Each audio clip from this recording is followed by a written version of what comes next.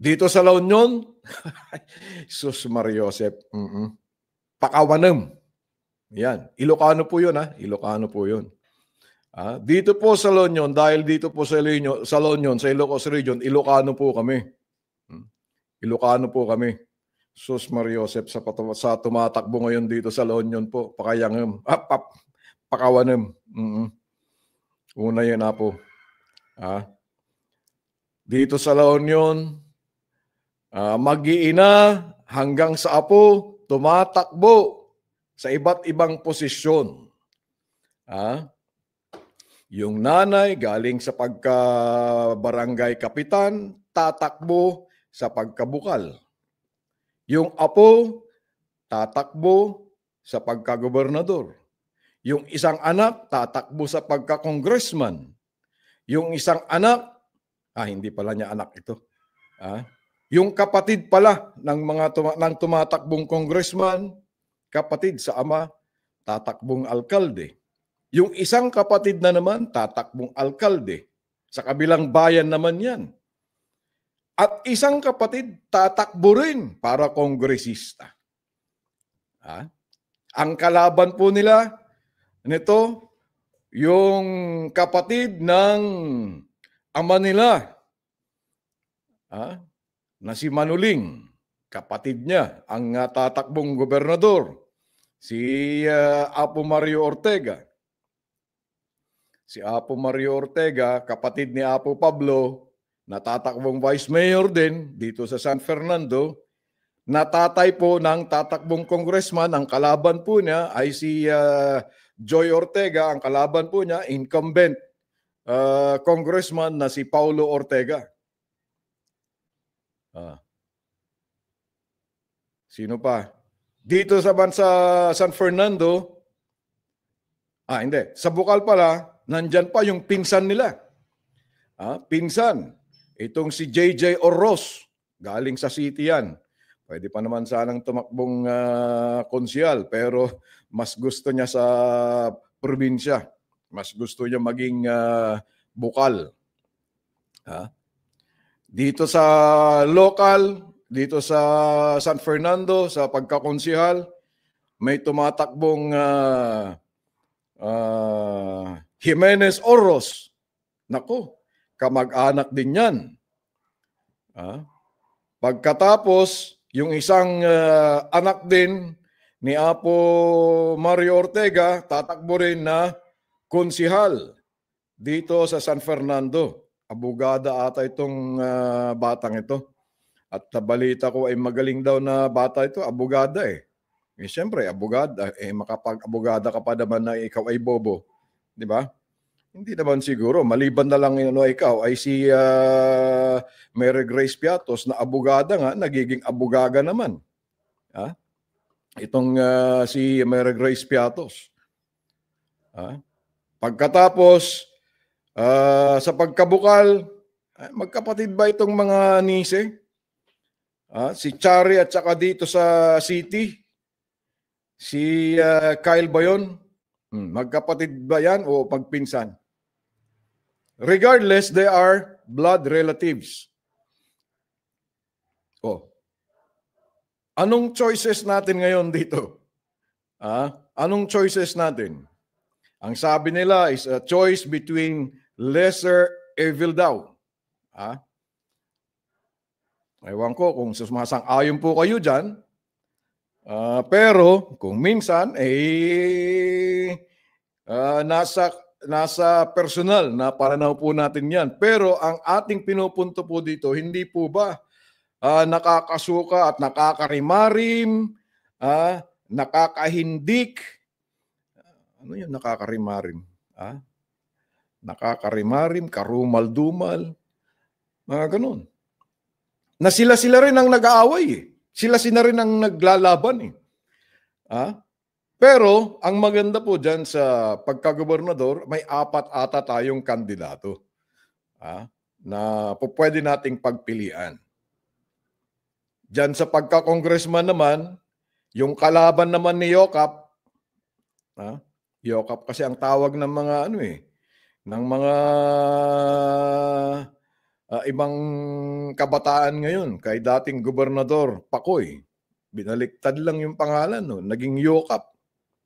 Ang kalaban niya, si Apo Dante Garcia. Ewan ko kung may si Dante Garcia, incumbent po yan. Ewan ko kung may political dynasty rin ito.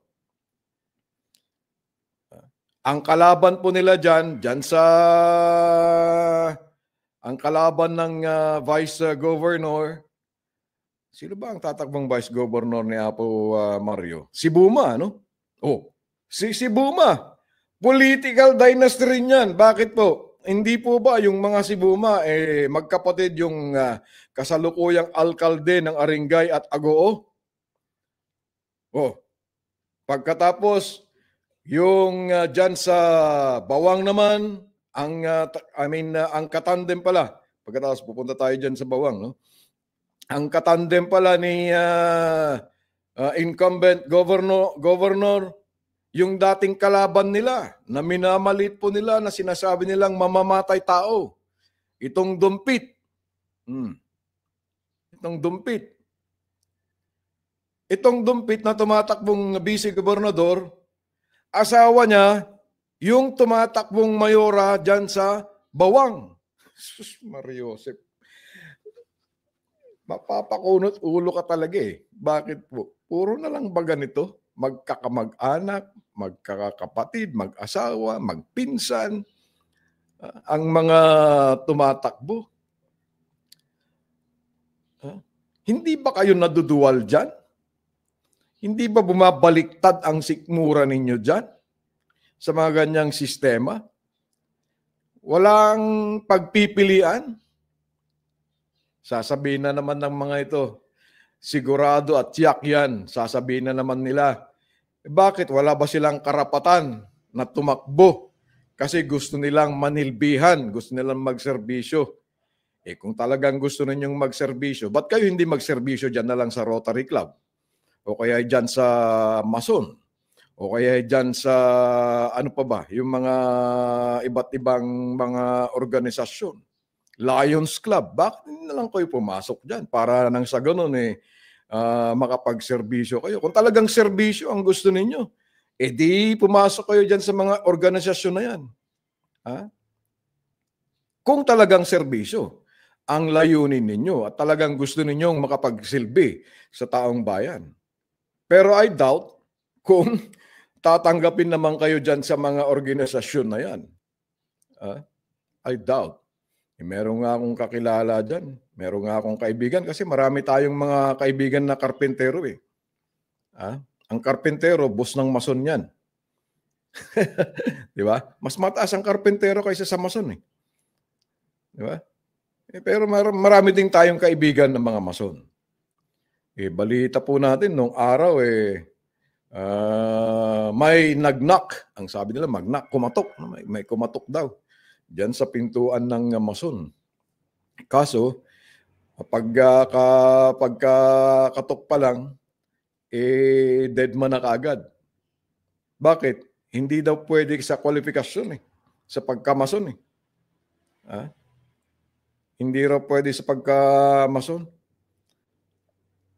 Kaya hindi tinanggap. Kung talagang gusto ninyo, hindi magtayo na lang kayo ng foundation ninyo. Magdayo na lang kayo ng foundation ninyo at doon niyo ilagay ang pera ninyo upang sa ganun ay doon kayo manilbihan. Hindi po yung pera ng kaban ng bayan ang gagamitin ninyo. Kasi pag nakapwesto kayo, mangungurakot lang naman kayo bakit hindi nyo tignan? Sabihin nyo siguro, kaboses, bakit hindi mo tignan yung mga kakandidato rin sa San Fernando? Oo, tinitignan natin. Dito rin. Ewan ko kung napasubo itong si Doktora Hipol, Gualberto Hipol, kapatid ni Mayor Dong. Gualberto, tatakbo rin na konsyal dito sa San Fernando. Don't tell me. Don't tell me na you are trying to establish also your political dynasty dito sa San Fernando. Sabi ko sa inyo, wala tayong kikilingan dito Kaibigan po natin si Mayor Dong. Kaso nga lang, medyo nakikita natin na pati yung anak niya, si Miggy, konsehal din ng barangay, dyan sa barangay 2. Kaya nga sinasabi ko, kung talagang gusto nyong manilbihan at gusto ninyo na magkaroon ng pantay-pantay na pag-unlad ng bayan, give chance to others. Hindi lang yung kayo-kayo lang. Sinabi nila kasi, sabi kasi nila sa akin, bakit kasi hindi ka tatakbo? Anong gagawin ko sa pagtakbo? Ngayon kasi, namihasa na ang mga botante. Napagkandidato ka, mangangampanya ka, pagbisita mo sa barangay, matik na yun. Automatic na magbigay ka ng pammeryenda, magbigay ka ng pang-inom sa mga madadaanan mo. Hindi naman po pang-inom ang ang pangangampanya. Ang pangangampanya po, kaya nga po tayo nangangampanya upang sa ganon ay sabihan natin ang mga kababayan natin, ang mga botante, kung ano yung mga plataforma natin, kung ano yung gusto natin na mangyari para sa ikauunlad ng nakakarami, hindi lang yung iilan. Kung hindi ka magbigay niyan, sasabihin sa'yo, naku, ang kuripot naman yan, paano namin iboboto yan? Hindi po kasi ang pagkakuripot Ang pagkakandidato ay hindi po pagkakuripot.